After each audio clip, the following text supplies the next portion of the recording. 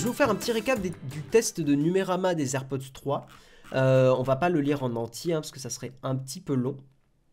Mais en gros, ce que dit l'article de Numérama, et pour faire un petit récap, les points positifs, c'est le format extrêmement compact, hein, ça a toujours été la force d'Apple, même si des concurrents arrivent à proposer des trucs très cool. Une expérience utilisateur impeccable, c'est toujours une force d'Apple, hein, l'ergonomie, la simplicité. Le son est meilleur apparemment, de ce que j'ai lu de plusieurs tests et de celui de Numérama. Le son est vraiment un petit cran au-dessus des AirPods 2. Merci Yako pour ta grosse contribution Patreon, merci beaucoup, c'est adorable. C'est énorme en plus. Alors c'est 10,20€, c'est pas 10,20$, hein, c'est mal indiqué sur l'alerte. Mais merci beaucoup. Oui, on a les alertes Patreon maintenant. C'est vrai que je vous l'avais pas dit, mais voilà. Le son est donc un peu meilleur. En plus, il y a la spatialisation et tout. Donc ça, c'est un truc que j'aimerais bien tester. Maintenant, dans les problèmes, c'est que effectivement, les AirPods Pro existent. Et rien que ça, c'est quand même assez problématique parce que les AirPods Pro sont supérieurs en tout point. Sur notamment, ils ont la réduction de bruit, quoi. Ils ont l'ANC, l'Active Noise Cancellation. Et effectivement, par exemple, typiquement, si vous êtes citadin, ça fait une grosse différence. Si vous êtes à la campagne et que vous avez peut-être moins besoin d'atténuer des bruits environnants, les AirPods classiques sont probablement un bon choix. Mais si vous êtes citadin, si vous êtes dans des métros, si vous prenez le bus, etc., les AirPods Pro sont plus intéressants, je trouve. Voilà. Moi j'ai les XM3 de Sony, j'ai été agréablement surpris lors des appels. Il faudrait que je regarde. Attends, XM3 de Sony. Je sais que j'en ai entendu du bien des XM3. Je vais juste regarder un petit peu à quoi ils ressemblent déjà. Oui, mais les XM3 c'est le casque audio. Là on parle vraiment d'écouteurs sans fil. Moi je suis... Tout le monde ne cherche pas cette fonction de réduction de bruit. C'est vrai aussi. C'est vrai aussi. Je vais acheter ces AirPods, les intras, je peux pas, j'ai testé les pros. Moi, le problème des intras, j'ai un problème avec les intras qui est un peu pénible. C'est que je préfère les intras fondamentalement, mais j'ai l'oreille gauche qui, je n'ai aucune mousse ou aucun embout en silicone qui rentre parfaitement. C'est-à-dire que dans mon oreille droite, les intra-auriculaires s'insèrent parfaitement, ça coupe le bruit environnant, c'est très bien. Mais par contre, l'oreille gauche, il y a toujours un petit, comment je pourrais dire, un petit écart. Ce qui fait qu'en fait, les bruits environnants passent dans mon oreille gauche et pas dans mon oreille droite. Donc en fait, j'ai une différence entre les deux. Et c'est hyper chiant. C'est pour ça que les écouteurs intra-auriculaires, sans fil, j'en ai pas. Je mets toujours mon QC35-2. Mais c'est un casque. Et j'avoue qu'en situation de mobilité, le problème du casque, c'est que je suis obligé de toujours prendre un sac. Je suis obligé de l'avoir toujours autour du cou. Donc bon, c'est pas non plus la mort, hein, voilà. Mais j'aimerais bien trouver une solution peut-être plus transportable. Il y a les XM3 qui sont intra-auriculaires. Ils ont fait une mise à jour pour avoir une super qualité d'appel. Mais je suis assez curieux, parce que j'aime bien Sony en plus, vous le savez, je suis un peu fanboy. Je suis pas fanboy de leurs noms de produits, qui sont un peu à chier, soyons honnêtes. Mais c'est même... Enfin bref, non, je dirais rien. Mais... mais tu vois, c'est des intra-auriculaires. Et je suis assez convaincu que je vais les essayer, je vais être déçu. Je suis tellement d'accord, moi j'ai un casque Beats et franchement en appel c'est chiant, je trouve qu'avec des écouteurs tu te sens plus libre, mobile. Ouais. Moi les intras ne tiennent pas dans mes oreilles, il y a les WF XM4. Mais j'aime pas le design des Sony. Tu vois, j'avoue que je suis pas fan. Je suis pas fan de ces designs là comme ça et je suis convaincu que ça tiendra pas dans mon oreille. Je préfère les AirPods 2 et bientôt les 3. J'ai hâte de tester. Moi je pense, honnêtement, je pense que je les prendrai pour tester. Les écouteurs Sony te demandent une photo de ton pavillon d'oreille pour s'adapter. Ok. Je compte changer mes AirPods 2 car la batterie ne tient plus. C'est le vrai problème de ces écouteurs par contre. J'hésite à prendre des AirPods 3 mais je vais me faire une formation de 2 mois. Est-ce qu'il vaut mieux que je prenne les AirPods Pro? Je sais pas, ça dépend de tes préférences. Encore une fois, ça dépend de est-ce que tu supportes les intras ou pas. Bon bref, pour revenir un petit peu au test, donc c'est noté 4 sur 5. Je vous lis un peu la conclusion des AirPods 3. On les testera sur la chaîne, hein, bien sûr, mais je vous lis, on va dire, une pré-conclusion. C'est des tests. Pour moi, c'est des tests qui sont plus des prises en main que des tests. C'est un avis personnel. Vous savez que sur Nowtech, on prend quand même plus de temps pour tester des produits en règle générale, quand on peut se le permettre. Des fois, on peut pas, mais souvent, on se le permet. Donc c'est, on va dire, une review un peu prise en main. Les AirPods 3 sont une évolution attendue des AirPods. Exit le format long tige, on se retrouve avec des AirPods reprenant les lignes des AirPods Pro. Une petite boîte MagSafe et le contrôle par retour de force sur la tige. C'est vrai que maintenant on les pince Au lieu de tapoter, on pince. Et je trouve que l'ergonomie est mieux. Parce que tapoter, moi déjà, en plus, il y a des fois où ça fait un peu mal à l'oreille de tapoter. Et c'est moins ergonomique, je trouve. Voilà, en clair des AirPods Pro sans la réduction de bruit active et sans le format intra-auriculaire. Est-ce que c'est un beau produit? Assurément, il respecte les exigences d'Apple et confie parfaitement un usage mobile. Vous pouvez profiter des morceaux en audio spatial, l'écoute est agréable, l'utilisation aussi. Le seul problème vient de la gamme Apple, les AirPods 3 coûtent à peu près le même prix que les AirPods Pro en promotion en 2021, parce qu'ils sont souvent en promo. À moins de ne pas supporter le format intra ou la réduction de bruit, on conseillera sans mal le modèle Pro.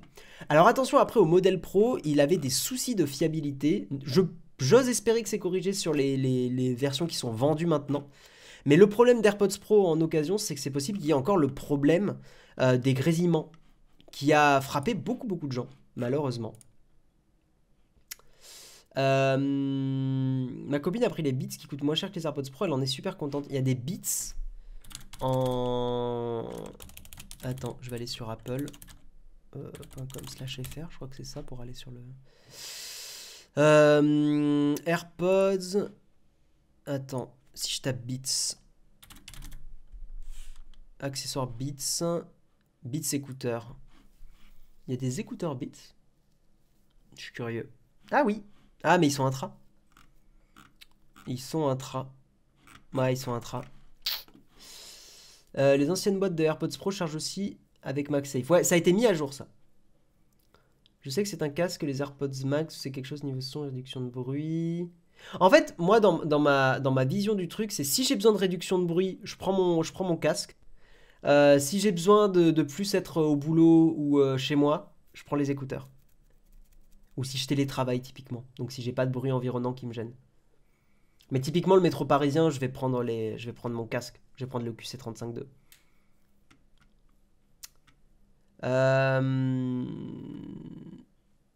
Les AirPods Pro sont très fragiles, bien plus que les AirPods classiques. Moi j'ai les Nothing One et satisfait. C'est vrai qu'il y a les Nothing One aussi. Ils sont bons en qualité d'appel, parce que moi c'est toujours ça qui m'inquiète. Hop là, excusez-moi, c'est mon alarme. On va avancer un peu et on va parler des MacBooks, parce qu'il est déjà 9h, je peux pas trop tarder, j'ai beaucoup de choses à faire, j'ai des cartons à finir aujourd'hui. Un casque, tu peux te le faire voler plus facilement dans le métro. Non mais, Paris c'est pas la zone non plus, hein. Honnêtement, j'ai quand même pris souvent le métro parisien, j'ai des potes qui ont souvent pris le métro parisien. Voilà, j'ai jamais eu de soucis. Hein. Et puis encore une fois, voilà, bah, c'est le problème des capitales. C'est pas que Paris, hein. Madrid, il y a le même problème. Ma chérie a passé plusieurs mois à Madrid. Elle me le disait, hein, les pickpockets, les pickpockets à Madrid, c'est bien pire qu'à Paris probablement. Mais on va pas refaire ce débat. On en a déjà parlé dans le jeudi contributeur. On va parler donc des MacBooks. Tous les tests sont en train de tomber. Alors c'est des tests de 1 semaine, donc pareil, c'est un peu tôt. Il est probable qu'en plus avec notre emploi du temps en Nowtech, on les teste pas avant plusieurs semaines. Plusieurs semaines même. Mais on va comme ça vous faire, je pense, un test assez un peu plus travaillé. Mais en tout cas, il y a les premiers tests qui sont en train de tomber. Pour vous faire un petit récap sur le MacBook. Alors ça vaut pour le 14 pouces et le 16 pouces. Les nouveaux processeurs sont puissants et sont rapides, quoi, donc ça c'est cool. Les écrans sont bien. J'ai regardé la vidéo de Dave2D. Apparemment, le problème de blooming, des espèces de halo qu'on a sur les zones blanches quand l'écran est complètement noir, a priori c'est moins présent sur les écrans de ces Mac. Donc c'est quand même plutôt cool. Le clavier est super. Les gens disent que le clavier est vraiment chouette.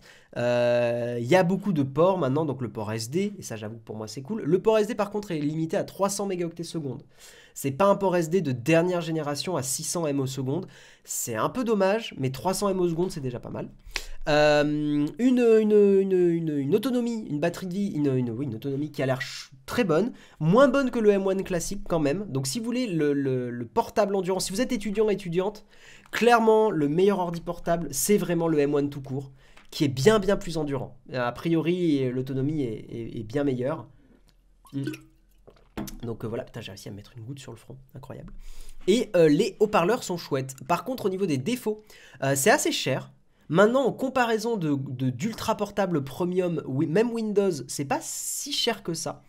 On va dire que c'est un petit peu plus cher pour ouais, pour des performances similaires, et encore, les performances des Macs sont meilleures. Parce qu'on n'atteint pas les performances de ces Macs, en fait, dans le monde Windows. Ou alors c'est vraiment cher, mais je crois que de tous les benchmarks que j'ai vus, il n'y a pas pour l'instant d'ordi portable Windows qui atteigne ces perfs. Et surtout pas avec la consommation d'énergie, hein, parce que c'est le gros point quand même de ces Macs. Il n'y a pas de possibilité d'augmenter la mémoire, hein, la RAM ou le stockage, ça c'est quand même, ça fait chier. Parce qu'en plus, le châssis est plus gros. Donc Apple aurait très bien pu ingénierer son ordi pour augmenter la RAM ou augmenter le stockage. Ils font un peu chier hein, dans un... On va dire qu'ils sont les premiers à défendre l'écologie, mais encore une fois, le droit à la réparation, c'est pas leur truc. Donc ça, c'est chiant. Et c'est un truc que je reproche énormément à Apple. Donc ça, c'est très embêtant. Et après, l'encoche. Bon, l'encoche pourrait gêner des personnes. Il y a écrit dans les points négatifs. Bon, apparemment les gens disent quand même qu'on l'oublie très très vite cette encoche. Qu'est-ce que je vous ai surligné un petit peu? On a des benchmarks, si vous voulez voir un peu. On a des benchmarks sur Geekbench, Cinebench et des tests de vitesse d'écriture et de lecture. Donc le 14 pouces et le 16 pouces sont à peu près équivalents. Hein. C'est vraiment des SSD très très très très très très très rapides. Ça, c'est assez impressionnant. On a la version M1 ici qui, vous voyez, on vous le disait hein, avec Jérôme, le M1 est quand même très puissant encore. Hein. Très très puissant. Quand on compare à par exemple le Dell XPS 15 avec le dernier Proco, voilà, on va dire avec les specs assez élevés, on voit qu'il est moins puissant que les Mac. Mais il est très puissant, attention, très très puissant. Si vous préférez les Dell XPS et Windows, c'est un très bon investissement, ce Dell XPS. Et Razer, quant à lui, avec son Razer Blade 14, avec du AMD et tout ça, on est un peu moins puissant, mais ça reste, attention, très très très très efficace, avec quand même une RTX 3080, alors la version mobile, donc peut-être un peu underclockée, mais c'est quand même très très bien. Hein. Mais voilà, les Macs sont plus puissants. Ces Macs sont plus puissants. Qu'est-ce que je vous ai surligné d'autre dans le test? Oui, alors qu'est-ce que vous devez choisir? Alors, si vraiment vous êtes impatient ou impatiente, si vous faites plutôt des tâches de productivité, si vous avez besoin de mobilité, prenez vraiment le 14, parce que le 16 pouces est massif. Hein, c'est quand même un truc qui revient un petit peu. Si vous savez que vous allez beaucoup bouger avec ce Mac, prenez le 14. Voilà, vraiment, le test est clair là-dessus. Moi, j'ai pris le 14 parce que je me connais. J'aime bien bouger avec un MacBook, je trouve ça très chouette. Et le 14 pouces m'intéresse beaucoup plus pour ça. Par contre, si vous avez vraiment besoin, si vous faites peut-être plus de production vidéo et audio, et que vous allez être un peu plus statique et immobile, on va dire, clairement, prenez le 16 pouces. Voilà. Voilou.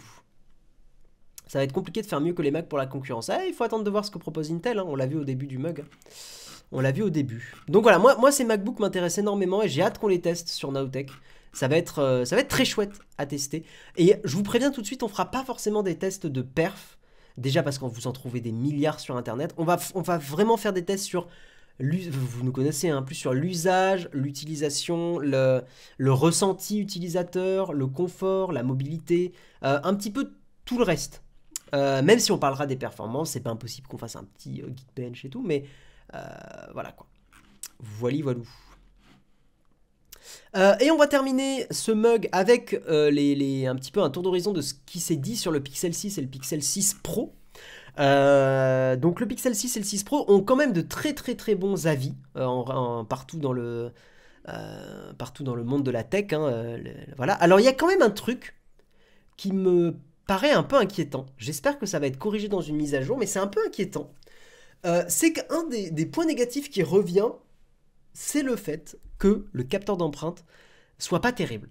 Le capteur d'empreinte qui est sous l'écran maintenant, il y a beaucoup de tests qui disent que il lag, qu'il est pas très réactif, qu'il est pas très efficace, et j'avoue que, pour moi, c'est un des trucs qui est le plus important sur un téléphone, c'est comment tu le déverrouilles. Et si tu es obligé de galérer, enfin si tu galères avec le capteur d'empreinte sous l'écran pour déverrouiller ton téléphone, c'est quand même un enfer. C'est un des gros reproches que je faisais aux iPhones avec la pandémie, c'est que les masques rendaient le déverrouillage très pénible. Mais là pour le coup, si le capteur d'empreinte, qui est quand même une technologie maintenant éprouvée, quoi, si le capteur d'empreinte il fonctionne pas bien, c'est un problème. Je trouve que là ça commence à aller mieux sur les iPhones parce que on va dire que la pandémie, c'est toujours d'actualité bien sûr, mais on commence à, par exemple, imaginons vous êtes dans un bar, vous buvez un coup avec des potes, bah maintenant on n'est plus obligé d'avoir le masque, donc c'est quand même moins problématique qu'avant. Je suis moins frustré par le masque et le déverrouillage de l'iPhone. Euh, Ça reste gênant, mais moins problématique. Là, pour le coup, putain, si les pixels, qui sont quand même les hauts de gamme de Google, ont des capteurs d'empreintes pas terribles, c'est un peu dommage. Maintenant, au niveau des points positifs, l'assistant Google reste toujours hyper efficace, ils sont assez légers, les caméras sont excellentes, et le prix est assez compétitif. Donc ça c'est chouette. Voilà.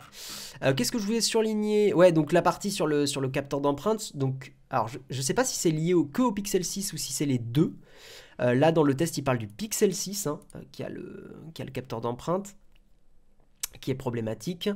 Qu'est-ce que je vous ai un petit peu surligné aussi? Au niveau de la caméra, donc capteur de 50 mégapixels, mais capteur 50 mégapixels qui en fait fusionne les pixels pour avoir une image de 12 mégapixels.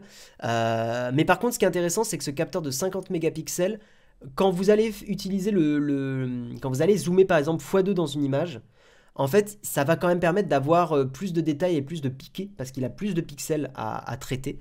Le seul problème, ça va être en basse lumière, ou en basse lumière, si vous faites un zoom x2, a priori, l'image sera pas terrible. Mais en pleine journée, c'est intéressant, si vous faites du paysage, des trucs comme ça, je trouve que l'idée est plutôt cool. Voilà, les photos sont aussi bonnes que l'iPhone 13 Pro, voire parfois meilleures. J'ai vu des vidéos où il y a une chaîne, la MaxTech, je sais plus comment il s'appelle, où il compare les photos et je trouve que le Pixel donnait des photos un petit peu meilleures. Donc j'avoue que j'aime bien le Pixel, mais par contre on a un peu perdu le rendu Pixel qu'on avait les années dernières. Je trouve qu'on a moins les images un petit peu légèrement bleutées, et un peu plus contrastées et un petit peu plus saturées qu'on avait sur les pixels d'avant. Je trouve que là c'est moins le cas. Je trouve que pour le coup, c'est des fois l'iPhone qui m'a surpris à proposer des photos un peu plus contrastées. Voilà, donc les choses changent, pardon. Typiquement, ils le disent dans l'article, hein, Google a un look plus neutre. Ce qui est assez étonnant, hein, c'était pas leur marque de fabrique avant. Voilà, qu'est-ce que je peux vous dire d'autre? Il n'y a pas de grosse différence de taille entre les deux smartphones, donc si c'est la taille qui vous pose problème, vraiment les deux sont quasi équivalents, hein, je vous le montre sur cette image, regardez, hein, vraiment les deux sont kiff-kiff, donc vous embêtez pas trop par rapport à ça. Hein, les deux sont très similaires. Sur les pixels, d'après les tests, les photos sont au top, même en zoom en basse lumière. Donc apparemment, le capteur étant plus grand, 50 mégapixels ne pose pas de soucis. Bah écoute, tant mieux. Tant mieux. Je dois vous avouer que là, j'ai pas eu le temps de faire un tour parfait, on va dire, hein, de regarder. J'avoue que j'aurais pas été en déménagement. Je pense que j'aurais regardé au moins 4-5 vidéos tests sur les téléphones et sur les produits. Là, j'ai regardé un peu moins, quoi. J'ai lu un peu moins d'articles que d'habitude. Mais j'essaye quand même de vous dire un peu ce que la presse en pense. Alors, comment on choisit entre le 6 et le 6 Pro? C'est la grosse question que vous allez vous poser. Eh bien, le facteur clé, c'est le prix. C'est-à-dire que si vous avez un budget plus limité, prenez le Pixel 6 évidemment, et si vous avez un peu plus les moyens, prenez le Pro, parce que il est clairement au-dessus même sur les possibilités photos, sur le 120 Hz, alors que le 6 a du 90 Hz. Et surtout, je crois qu'il y a un délire aussi sur le Pixel 6 n'a pas forcément les bandes 5G, alors que le Pixel 6 Pro, il n'y a pas de problème. Donc moi, j'ai envie de vous dire, le Pixel 6 Pro semble être le smartphone de référence, alors que le 6, ça peut être un peu embêtant.